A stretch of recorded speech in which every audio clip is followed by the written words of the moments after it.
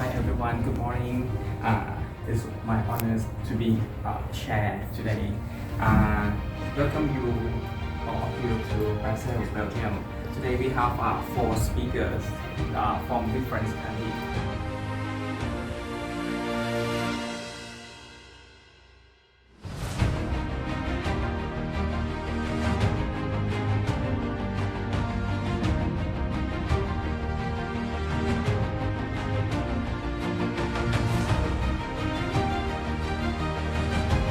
My name is Radovan Čobanović and I am coming from